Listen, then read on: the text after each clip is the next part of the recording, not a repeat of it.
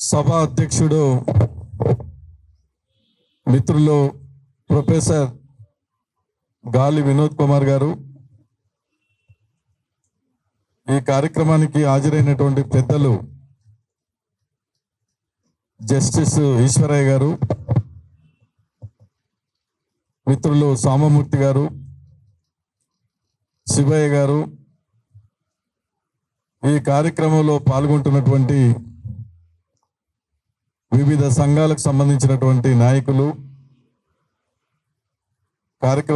ధర్నా కార్యక్రమంలో పాల్గొంటున్నటువంటి సోదరి సోదరులారా, మీడియా మిత్రులారా, అందరికీ నమస్కారం. ఈరోజు జరుగుతున్నటువంటి ధర్నా అసైన్డ్ భూములకు సంబంధించినటువంటి సమస్య పైన ఇందిరా పార్క్ దగ్గర ధర్నా జరుగుతుంటే వాస్తవంగా వేలాది మంది రావాలి. సరే, ఎంతమంది వచ్చిందనేది కాదు, సమస్య మాత్రం చాలా ముఖ్యమైనటువంటి సమస్య. అసైన్ భూములు అనేటువంటి అన్యాక్రాంతం అవుతా ఉన్నాయి. పెద్దవాళ్ళ చేతుల్లోకి భూములు పోతా ఉన్నాయి, రియల్ ఎస్టేట్ వ్యాపారస్తుల చేతుల్లో పోతా ఉన్నాయి.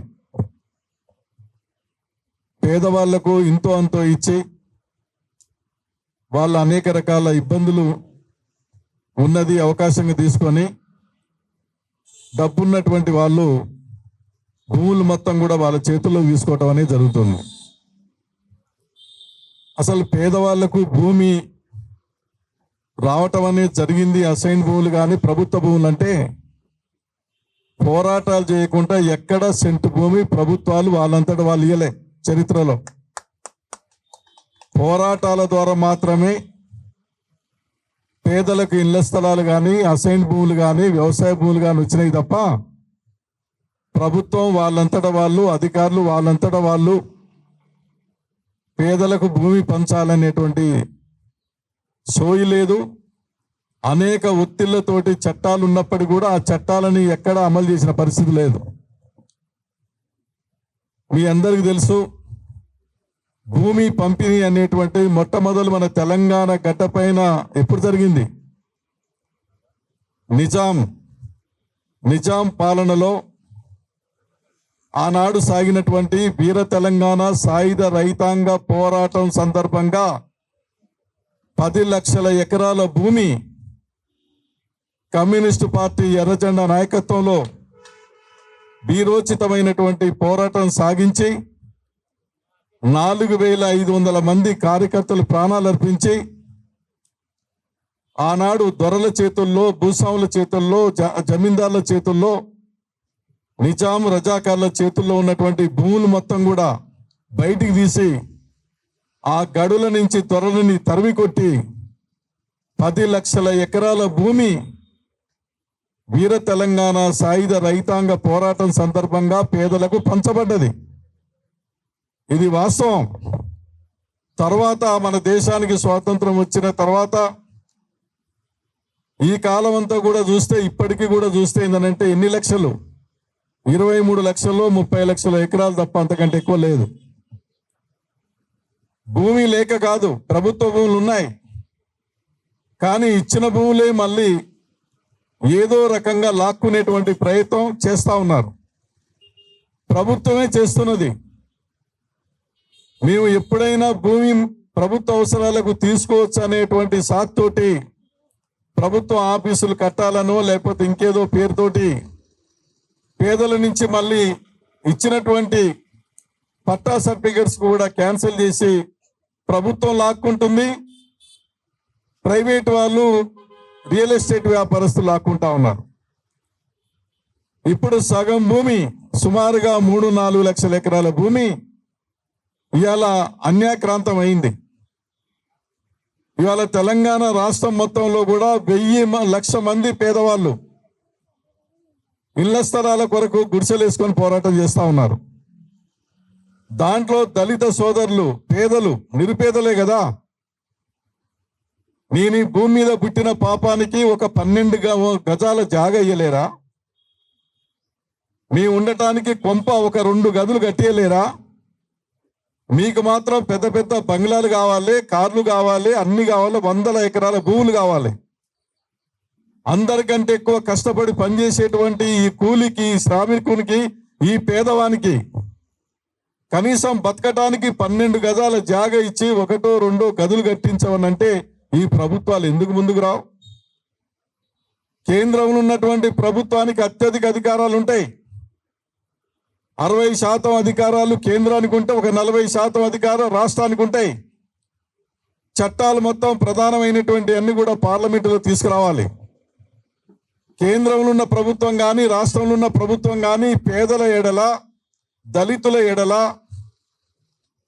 నాటి నుండి నేటి వరకు అధికారంలో ఉన్నటువంటి పాలకులు వాళ్ళు అనుసరిస్తున్నటువంటి దళిత వ్యతిరేక, పేదవాళ్ళ వ్యతిరేక, రైతు కూలి వ్యతిరేక విధానాలతోటే ఇవాళ ఇప్పటికీ కూడా ఇంకా పేదలకు ఇళ్ల స్థలాలు కావాలి, ఇండ్లు కావాలి.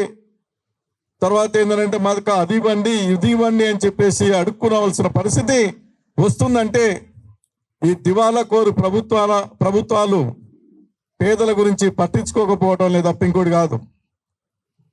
పెద్దలు ఇక్కడ ఉన్నారు, జస్టిస్ ఈశ్వరయ్య గారు ఉన్నారు. దురదృష్టం ఏంటంటే ఈ దేశంలో అందరికంటే ఎక్కువ కష్టపడి పనిచేస్తుంది ఎవరు?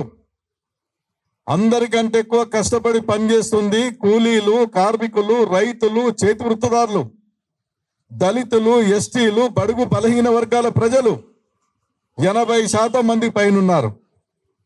ఈ 80% మంది పైనున్నటువంటి ఈ కార్మికులు, శ్రామికులు, రైతులు, కూలీలు పనిచేయకపోతే, కష్టపడకపోతే వ్యవసాయ పంటలు లేవు, ప్రాజెక్టులు లేవు, రోడ్లు లేవు, బంగ్లాలు లేవు. సంపదకు మూలమైనటువంటి శ్రమజీవులు మెజార్టీ ప్రజలుగా వీళ్ళున్నారు. కానీ మరి అందరికంటే ఎక్కువ పేదరికాన్ని అనుభవించేది ఎవరు? వీళ్ళే కదా.